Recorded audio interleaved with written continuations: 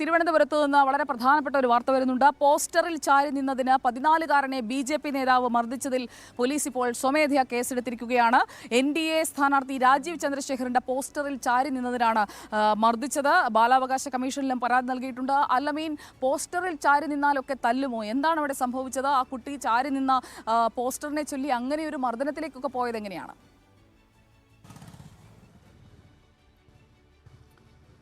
സുജയ, ഞാനിപ്പോൾ നിൽക്കുന്നത് കാലടിയിലാണ്, ആറ്റുകാലിന് സമീപമുള്ള കാലടിയിലാണ്. ഈ സ്ഥലത്താണ് കഴിഞ്ഞ ദിവസം അത്തരമൊരു മർദ്ദനമുണ്ടായത്. നമുക്ക് കാണാം, ഒരു വീടിൻ്റെ ചുവരിൽ ശശി തരൂരിൻ്റെയും അതുപോലെ തന്നെ രാജീവ് ചന്ദ്രശേഖറിൻ്റെയും ഒക്കെ പോസ്റ്ററുകൾ പതിച്ചിട്ടുണ്ട് തെരഞ്ഞെടുപ്പുമായി ബന്ധപ്പെട്ട്. അതിനോടൊപ്പം തന്നെ ആ വീടിൻ്റെ ഭാഗത്ത് മറ്റൊരു പോസ്റ്റർ കൂടി കാണാം, രാജീവ് ചന്ദ്രശേഖറിൻ്റെ. ആ പോസ്റ്ററിൽ ഈ വീട്ടിലെ 14-കാരനാണ്, ഈ വീട്ടിലാണ് കുട്ടിയുള്ളത്. കുട്ടി ഇപ്പോൾ വീട്ടിനകത്തുണ്ട്. അദ്ദേഹത്തിൻ്റെ ദൃശ്യങ്ങൾ കാണിക്കുന്നത് ശരിയല്ല എന്നുള്ളതുകൊണ്ട് നമ്മൾ ആ കുട്ടിയുടെ ദൃശ്യം കാണിക്കുന്നില്ല. 14 വയസ്സുകാരനാണ്. കഴിഞ്ഞ ദിവസം രാത്രി ഈ പോസ്റ്ററിൽ ഈ വിദ്യാർത്ഥി ചാരി നിൽക്കുകയായിരുന്നു. ഇതിനിടെയാണ്, ഇങ്ങനെ ചാരി നിൽക്കുമ്പോഴാണ് മേഖലയിലെ ഈ പ്രദേശത്തുള്ള BJPയുടെ പ്രാദേശിക നേതാവായ സതീശൻ ബൈക്കിൽ കടന്നു വരുന്നത്. CCTV ദൃശ്യങ്ങളിൽ വ്യക്തമാണ്. ആ ബൈക്ക് ഇവിടെ നിർത്തുന്നു. ഇവിടെ ഇതുപോലെ ചാരി നിന്ന ഈ കുട്ടിയെ ഒരു കാരണവുമില്ലാതെ കഴുത്തിന് കുത്തിപ്പിടിച്ച് ഗേറ്റ് തള്ളി തുറന്ന് വീട്ടിനകത്തേക്ക് കയറ്റുകയും അവിടെ ഇട്ട് മർദ്ദിക്കുകയുമായിരുന്നു. പോസ്റ്റർ കീറി എന്നുള്ളതാണ് അതിന് കാരണമായിട്ട് സതീശനും BJP പ്രവർത്തകരും ചൂണ്ടിക്കാണിക്കുന്നത്.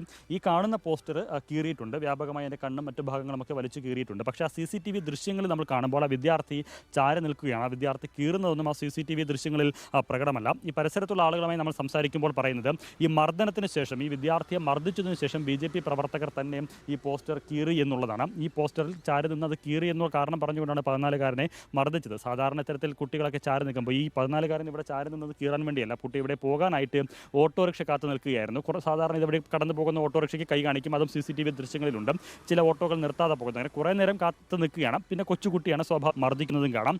ഏതായിരുന്നാലും വിഷയത്തിൽ ഫോർട്ട് പോലീസ് ഇപ്പോൾ കേസെടുത്തിട്ടുണ്ട്. സ്വമേധയാ ആണ് കേസെടുത്തിരിക്കുന്നത്. അല്പസമയത്തിനകം പോലീസ് ഇവിടെ എത്തി മഹസർ തയ്യാറാക്കുന്ന ഉൾപ്പെടെ നടപടികളിലേക്ക് കടക്കുമെന്നുള്ളതാണ് മനസ്സിലാക്കാനാകുന്നത്. എന്ന് മാത്രമല്ല, സമീപവാസികൾ ബാലാവകാശ കമ്മീഷനിലും ഈ വിഷയത്തിൽ കേസ് നൽകുകയും ചെയ്തിട്ടുണ്ട്.